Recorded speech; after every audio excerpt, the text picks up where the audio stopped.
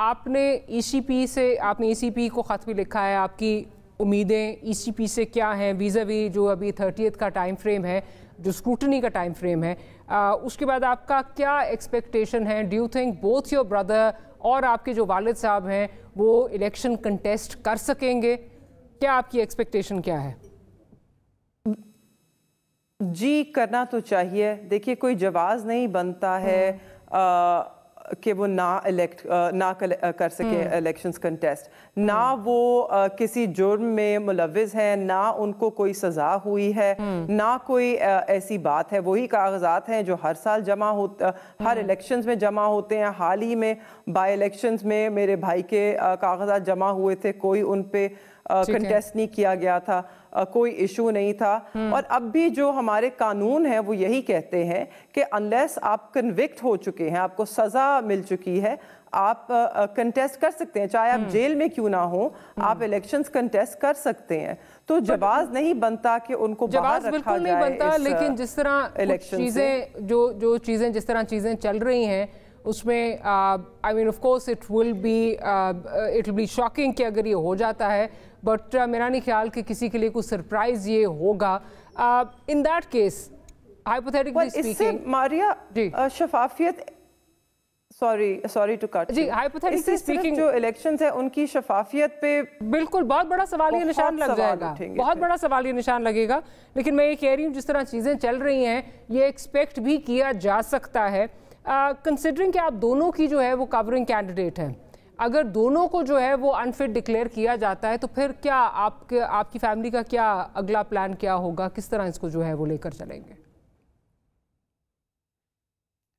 देखिए, कल क्या होता है, मुझे उम्मीद है कि सारों के कागजात क्लियर होंगे, हमें ये इजाज़त मिलेगी जो हमारा हक बनता है पाकिस्तान के शहरी होने के नाते, और ऐसे शहरी जो हमेशा पुरअमन रहे हैं, तालीम याफ्ता हैं, जो अमन व अमान की बात करते हैं, प्रोग्रेस की, आगे बढ़ने की बात करते हैं, जिन्होंने हमेशा सियासत में गुफ्तगू से आगे चीज़ें बढ़ाने की बात की है। मुझे उम्मीद तो है कि सबको इजाज़त मिलेगी।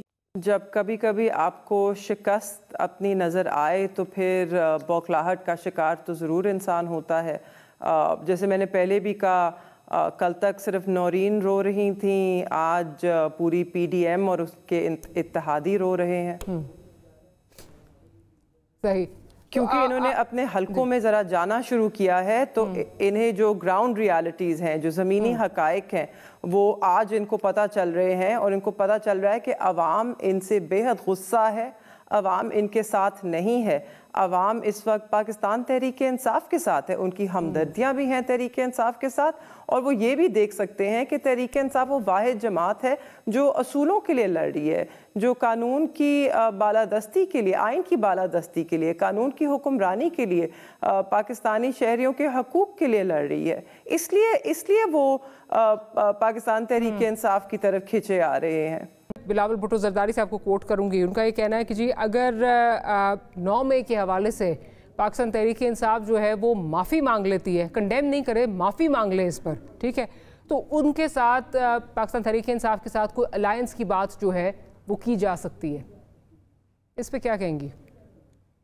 मगर हम अलायंस करना नहीं चाहते, तो वो बेशक जो भी डिमांड्स करें, मगर अलायंस कर कौन रहा है?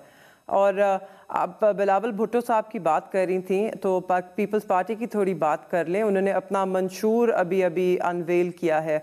दूसरी तरफ PMLN है जो अभी लोगों से मशावरत कर रही है, पब्लिक से कह रही है कि हमें ओपिनियंस दें आपके कि क्या मंशूर होना चाहिए। एक के पास मंशूर नहीं है, दूसरे का मंशूर उठा के देखो तो बातें तो बड़ी अच्छी हैं, मगर कोई प्लान तो नहीं नज़र आता। वो 30 लाख घर बनाना चाहते हैं। इमरान खान साहब का मजाक उड़ाते थे, उन्होंने कहा 10 लाख बनाएंगे, तो उन्होंने कहा हम 3 लाख बनाएंगे। वो बात कर रहे हैं access to education for all students. तो जैसे कि आप जानती हैं 20 मिलियन से ज़्यादा बच्चे जो हैं वो स्कूलों से बाहर हैं, और अगर आपने रिपोर्ट्स पढ़ी हो मुख्तलिफ अखबारात में, तो जो सबसे ज़्यादा गोस्ट स्कूल्स हैं इस वक्त वो सिंध में पाए जाते हैं। तो PPP is always good in a form but not so good in substance.